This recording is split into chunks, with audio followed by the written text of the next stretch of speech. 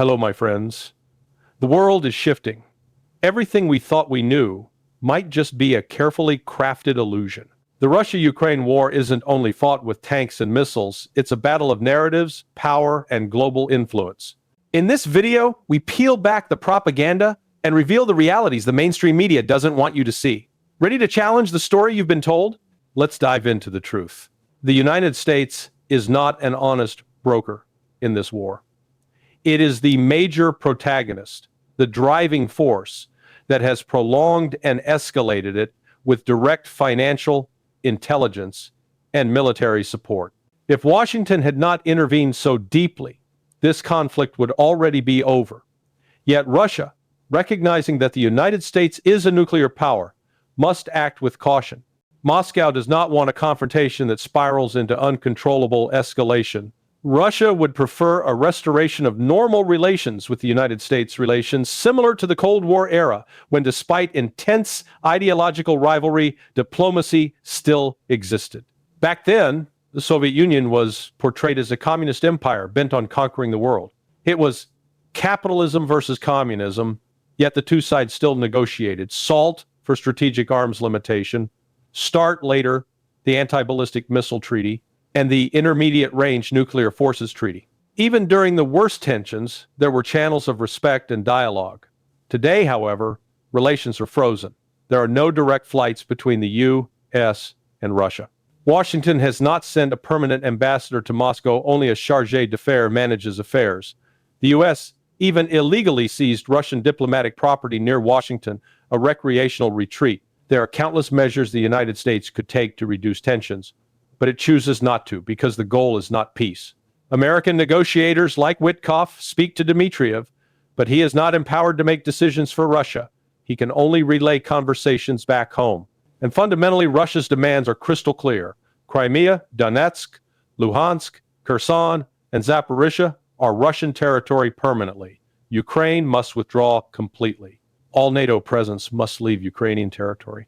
CIA operations aimed at destabilizing the Russian border must end. Because this goes far beyond Ukraine, Washington continues covert operations to subvert Georgia, Armenia, Azerbaijan, Kazakhstan, Tajikistan, Uzbekistan. The aim is to fracture and weaken Russia from every direction. The United States is not a friendly power toward Russia. It is actively hostile. NATO continues expansion into Poland and the Nordic states, tightening the encirclement. There is also the absurdity of Ukraine's military ambitions. A leaked Ukrainian version of a 28-point plan proposed a 600,000-man army. Europe suggested 800,000. These numbers are delusional. At the start of Russia's special military operation in February 2022, Ukraine's professional ground forces were roughly 283,000. Even including reserves, the total available force was around 900,000. Today, after catastrophic losses, Ukraine's population has collapsed from 53 million in 1991 to 43 million in 2010, and now to only around 19 million. That figure came straight from Ukraine's former Prime Minister Azarov in Moscow. Of that number, 2 million are already dead or permanently wounded soldiers. So the proposed army would represent 5% of the entire population, an impossible number for a country that is bleeding human capital. Russia would never agree to a heavily armed Ukraine right on its border, especially after Kyiv once accepted a reduction to 85,000 troops in the March 2022 Istanbul negotiations. The West cannot resupply Ukraine with the weaponry required to fulfill such a fantasy. Its combined artillery shell production is far below Russia's. It has no hypersonic missiles, while Russia has 4 operational variants exceeding Mach 6, maneuverable and unstoppable. Moscow fields new long-range nuclear-capable weapons like the Burevestnik. On manpower, Russia has 1.5 million active ground forces, with 700,000 already in Ukraine. The U.S. Army has only 470,000 soldiers total. Even adding Marines still doesn't reach 1 million. Russia also has 30 million trained reservists it can mobilize, yet it hasn't even declared war. Life in Moscow continues normally. The country is not strained, and there is no internal pressure for surrender. The negotiation attempts in Geneva are motivated by one fact. Ukraine is losing on the battlefield. The West wants to save its proxy army before complete collapse. But Russia understands the game. The proposal is theater, a bluff meant to delay and prevent a decisive Russian victory. The U.S. leadership still clings to delusions that Russia is weak, that sanctions are strangling Moscow, and that the West can dictate terms. They think Russia cares about losing European markets. But Russia increasingly sees Europe as a toxic ex-partner, untrustworthy and irrelevant. The future for Moscow lies in Asia, Eurasia, China, India, the multipolar world. This is the end game in Ukraine. The West wants a pause, not peace, so it can rearm and restart the war later. Russia will not allow that, and Moscow will not be intimidated by threats to steal its frozen assets. If the West seizes Russian money, Russia will seize Western assets inside Russia. More than $300 billion has already been identified for retaliation. The West mistakes Russian patience for weakness. Russia is not weak. Yeah, it is nonsense from Trump, and I'm tired of the act, because if he really wanted this war to end, he could stop it immediately. Cut off intelligence, cut off money, cut off weapons, announce that the United States is finished with this adventure, and the war would very quickly wind down. But he is not doing that. He pretends to be some kind of passive observer or reluctant participant, when in reality, he is an active protagonist keeping the conflict going. There are reports in the Washington Post quoting American officials who say Trump is not closely involved in the details of the so-called peace plan, that he is more of a big picture guy who doesn't engage with the substance. That is entirely consistent with his behavior. He wants the optics of a political victory, the ability to claim he produced a peace agreement, but he has no interest in the nuances that would actually make peace possible. His emotional reactions swing like a pendulum. One moment he tells Zelensky that Ukraine has no cards to play. The next, he is accusing Russia and threatening more sanctions. In fact, he has imposed more sanctions on Russia and has done nothing of substance since the talks in Anchorage, Alaska, to signal goodwill. No serious ambassador with direct access to him, no restitution of seized Russian diplomatic property, no restoration of direct flights, nothing that would show Moscow that Washington wants a new foundation for relations. What he is doing is theatrical politics. The script changes daily, sometimes leaning pro-Ukraine, other times posturing as if he's critical of Kyiv, but always within the framework of keeping the war alive and keeping U.S. leverage in play. From Russia's perspective, the situation is clear. The United States is not just unwilling to address Russia's core security concerns, it is structurally incapable of doing so because of the ideology that dominates Washington, the media, and Congress. The anti-Russian atmosphere is so intense that serious diplomacy is politically almost impossible in the West. At some point, Russia may simply conclude that continued engagement with the United States and Europe is a waste of time, and that it must draw hard red lines, lines that, if crossed, will trigger decisive retaliation. When you look at the communication problem between Washington and Kyiv, the core issue is not technical or procedural. It is conceptual. Western elites are operating from a set of false assumptions that Russia is obsessed with conquering the world, wants to recreate the Soviet Empire, and is led by a mad authoritarian who must be stopped for the sake of freedom and democracy. They repeat that cartoon narrative endlessly. Because they believe this fantasy, they cannot listen to or understand Russia's actual concerns, which are straightforward. Stop expanding NATO. Stop using NATO as a tool of encirclement. Stop subverting governments in the Caucasus and Central Asia. Stop meddling in Azerbaijan, Armenia, Kazakhstan, Georgia, and the rest of the region. Remove offensive weapons from Poland and Romania that could carry nuclear warheads. Stop trying to surround and strangle Russia. Russia is not going to sit back and wait until the West pushes it to a point of existential threat. The gap between Western assumptions and Russian reality is so wide that it is like two people trying to negotiate over entirely different things. One side thinks it is selling a car, the other is offering a horse and insisting that hay-eating legs are the same as an engine and wheels. There is no shared basis for negotiation because the West's starting point is that Russia is the aggressor, the villain, and must be constrained or humiliated, while Russia's starting point is that it is defending its security and sovereignty against decades of NATO expansion and subversive operations. Russia remains patient because it wants to avoid nuclear escalation and would prefer a stable architecture, but patience has limits. That's why Putin has no interest in meeting Zelensky. He knows perfectly well that Zelensky is not the real decision maker. The substantive power sits in Washington, in NATO headquarters, and among the Western elites. If there is anything serious to discuss, it has to be with the big guys, not with the political actor installed in Kyiv. From Russia's point of view, Zelensky is a conduit, not a counterpart. Europe, for its part, is increasingly irrelevant in Russia's strategic calculus. European leaders hold summits, issue statements, and posture as if they matter, but they lack energy independence, lack military power worth speaking of, and are drowning in debt. They are dependent on the United States financially and strategically, and yet the United States itself is in terrible fiscal condition with a debt-to-GDP ratio of around 127%. Borrowing money it will never fully repay.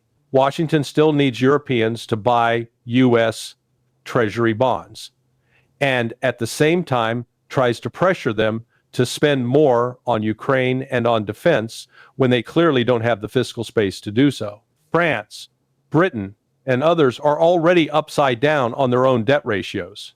The idea floated in one version of the 28-point plan that Russia might be rewarded by readmission to the G7, transforming it back into the G8, is laughable. Why would Russia want to crawl back into a Western club that is in demographic, industrial, and financial decline when it is sitting at the heart of BRICS, an emerging economic bloc that is outperforming the G7 on growth and market share? It is like a star player on a national football team being told he can go back to a local amateur club and being expected to be grateful.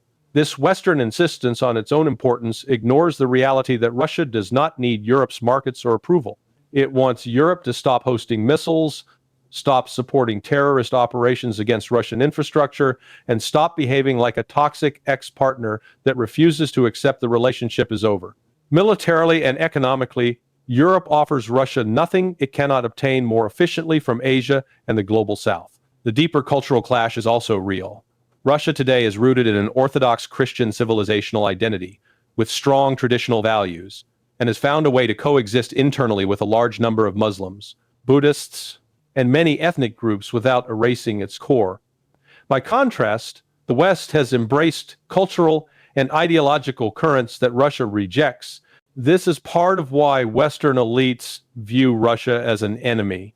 It represents an alternative civilizational model they cannot control.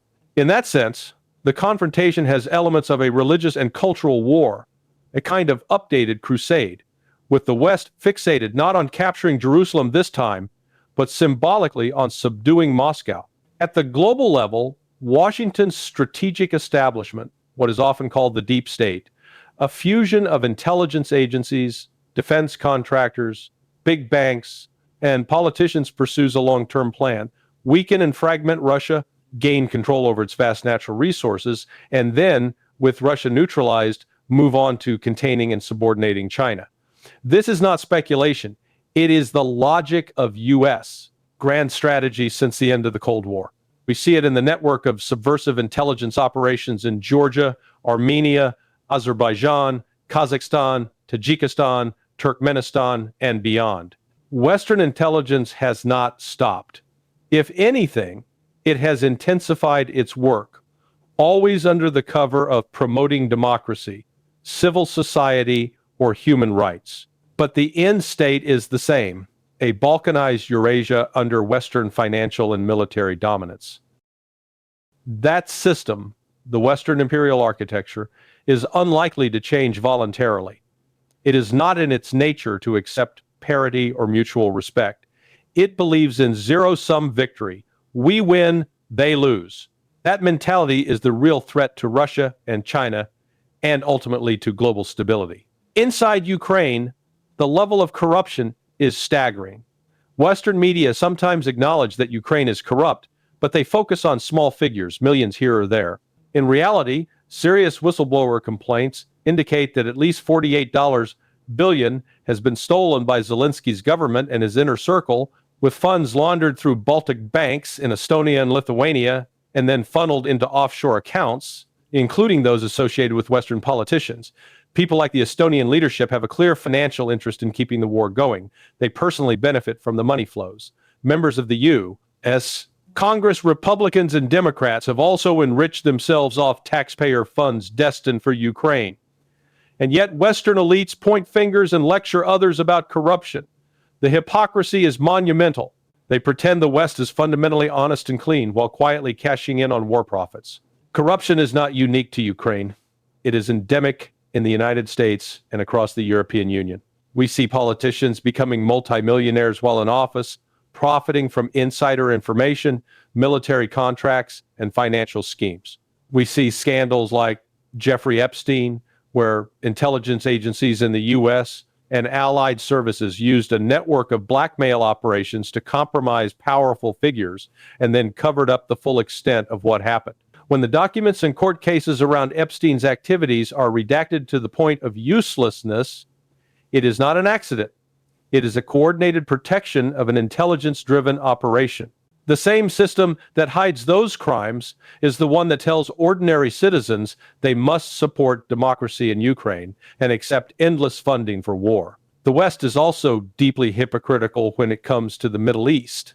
It enables Israel's policies in Gaza and the occupied territories, policies that are transparently collective punishment and in many aspects genocidal toward the Palestinian population. When Western commentators claim that there is no such thing as the Palestinian people or deny their historical presence on the land, they engage in dangerous historical revisionism. Palestine existed. Palestinians lived there for generations and were the majority until Western powers, after World War II, facilitated mass settlement and displacement in order to create a new state. Many of Israel's ruling elites are of European origin. Their claim to exclusive, divinely mandated ownership of the land is rooted in religious myth, not in equitable modern political arrangements. I reject the notion of a chosen people with a special license from God to eradicate or expel others from their homes. That kind of thinking, whether in Christian or Jewish or any other garb, is part of the ideological machinery that justifies occupation and violence. The relationship between Israel and the United States will not change overnight, but over the next couple of decades, it is likely to be transformed as more Americans see, in real time, the brutality inflicted on Palestinians and the degree to which U.S. foreign policy has been captured by pro-Israel lobbies and interests, support for the current arrangement will erode. I did not always hold such a critical view, but the realities of the past decades have made it impossible to ignore. The State of Israel, as currently constructed and justified, is an artificial creation sustained by religious claims and Western geopolitical calculations, not by a just framework that respects the rights of all who live in that land. Many will be angered by that assessment, especially Christian Zionists, but belief does not override reality. Faith in a narrative does not turn myth into fact. Meanwhile, Washington continues to present itself as the defender of human rights and international law, even as it supports or engages in interventions, coups, proxy wars, and regime change operations from the Middle East to Latin America to Eastern Europe. The United States is, at this moment, the largest enabler of mass killing and destabilization on the planet, whether in Ukraine, in Gaza, or in other theaters. When some leaders call this what it is, genocide or complicity in genocide, they are attacked, smeared, or pressured to backtrack. But the facts on the ground do not change just because Washington finds certain words inconvenient. What ties all of this together, Ukraine, NATO expansion, the Middle East, the moves against Russia and China, is the same Western imperial mindset. It insists on a world in which the United States and its closest allies make the rules, break them when convenient, call their opponents aggressors and autocrats, and demand obedience in the name of democracy and human rights. Russia's refusal to submit to this order is why it is demonized. Its insistence on its own sovereignty, its own civilization, and its own sphere of security is why this conflict in Ukraine exists in the first place. Until the West abandons its illusion of permanent hegemony, there will be no genuine peace framework, only theatrical documents, photo ops, and plans that serve as stalling tactics while the deeper confrontation continues.